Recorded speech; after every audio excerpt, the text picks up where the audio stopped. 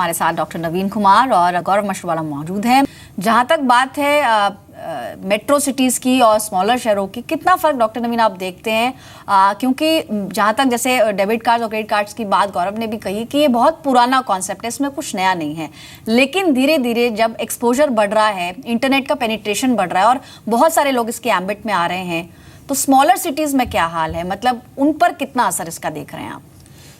Smaller cities की बात करें तो उसकी एक अलग संरचना है और रूरल एरियाज़ की बात करें तो उसकी एक अलग संरचना है। रूरल एरियाज़ में अभी भी आप देखेंगे कि एक अलग मना स्थिति है, जहाँ की लोग सोचते हैं कि उधार लेना या ऋण लेना एक अपने आप में अच्छी बात नहीं है। तो वहाँ पर आप देखेंगे वो एक कल्चरल नोशन है इंडिया में कि तुम कर्ज लिए हुए हो तो तुम्हारा जीवन, इसका जीवन की दशाएं अच्छी नहीं है। लेकिन उसके ठीक उलट विपरीत, क्योंकि उससे ये होता है कि उनके पास जो भी उनका सामर्थ्य है उसी के अनुकूल वो खर्च करते हैं और कुछ बचत की भी टेंडेंसी। इसलिए आप देखें जब भी डिमोनेटाइजेशन का दौर आया तो काफ़ी लोगों ने अपना पुराना पैसा जो भी उनके पास बचा हुआ था घर में उन्होंने जमा किया। और जहाँ तक बात है छोटे शहरों की भी बात है तो वहाँ पर भी कुछ हद तक ये संतोषा नाम परम सुखी, क्योंकि वहाँ पर बड़े बड़े जो दृश्य हैं, चकाचौंध जिसको बोलते हैं आप महानगरों की, उससे वो थोड़ा दूर रहते हैं। तो उनको लगता है चलो ये बड़े लोगों की दुनिया अलग है और हमारी दुनिया अलग है। पूरी तरह से अलग नहीं है, लेकिन कुछ हद तक वो अपने आप को सेग्रीगेट कर पाते हैं और उनका जो जीवन शैली है और उनके जीवन की दशाएं हैं वो आप देखेंगे वहाँ पर अधिकांश लोग जो खास करके मध्य वर्गीय हैं या निम्न वर्गीय भी हैं, वो अपने सीमित संसाधनों में और अपने विश्वास के वातावरण में और अपने दूसरे हैबिट्स में, दूसरे अपने पर्सनालिटी ट्रेट्स को भी इनकरेज करने की कोशिश करते हैं। आप देखें शाम में महानगरों के युवा ज़्यादातर मॉल जाना चाहेंगे, वहीं आप देखेंगे छोटे शहरों के बच्चे आप देखेंगे खेल के मैदानों में नजर आएंगे या किसी तरह की दूसरी एक्टिविटीज़ में भाग लेंगे। उसी तरह से ग्रामीण परिवेश में जो लोग रहते हैं और वहाँ पर इतनी जो इंफ्रास्ट्रक्चर है मेरे ख्याल में वो भी इतनी अच्छी नहीं है और उनके दिमाग में कुछ इन सब चीज़ों के साथ अभी भी जो भ्रांति है वो भी अपना एक रोल प्ले करता है। परंतु जैसा मैंने आपको बताया एक कल्चरल नोशन है इंडिया में और ख़ास करके वो रूरल इंडिया में अभी भी बहुत हद तक लागू है कि नहीं देखो इसकी खुशी का तो बस वही कर्ज ही इसका आधार है, इसका मतलब इसकी खुशी वास्तविक खुशी नहीं है। इसलिए वहाँ पर कर्ज के जो जाल है, मकर जाल है, उससे थोड़ा वो अलग रहता है, उससे बाहर निकलना बेहद जरूरी। गौरव, जहाँ तक बात है स्ट्रेस की और साथ ही कंटेंटमेंट की, ये बिल्कुल उलट है, क्योंकि अगर भारतीय कॉन्टेक्स्ट में देखें तो स्ट्रेस बढ़ रहा है और जो कंटेंट है किसी भी चीज़ को लेकर संतुष्टि वो कम होती जा रही है और इसी के चलते हमारे फाइनेंशियल पोजीशन जो है उस पर बहुत ज़्यादा असर इसका पड़ रहा है। आपने क्या ऑब्जर्व किया है और आप क्या सजेस्ट करेंगे कैसे इस सिचुएशन से ओवरकम किया जा सकता है?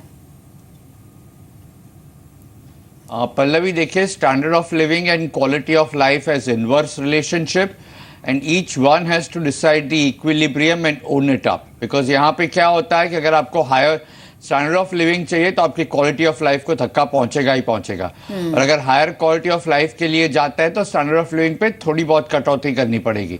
अभी संतुलन बनाना जरूरी है, लेकिन ये संतुलन आपको बनाना है। आपको तय करना है कि मुझे कौन सी गाड़ी चाहिए और उसमें आपको आनंद आना चाहिए। ये अगर रिलेटिव है तो प्रॉब्लम होगा। एब्सोल्यूट होना चाहिए कि मुझे ये गाड़ी अच्छी लगती है, मैं इसका इस्तेमाल करूंगा।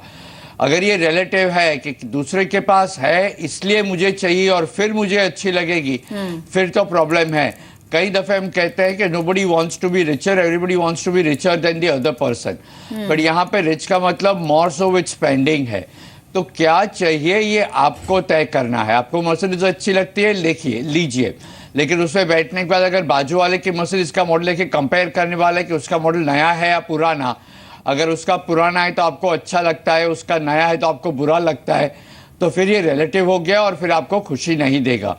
तो ये किसी के लिए भी कहना कि आप इस तरह की स्टैंडर्ड ऑफ लिविंग मेंटेन करें, ये तो प्रीचिंग हो गया। ये सब खुद को तय करना है, क्योंकि गांव में देखा जाए तो समझ सकते हैं कि मटेरियलिज्म नहीं है, लेकिन शादी है या ऐसे कोई फंक्शन है तो बहुत ज़्यादा खर्चे वहाँ पर भी होते हैं। वो लोग अगर डिजिटल पेमेंट से खर्च नहीं करते तो उधार लेके भी अगर किसी का देहांत हो गया तो पूरे गांव को जो खाना वगैरह देते हैं उसका खर्च होता ही है।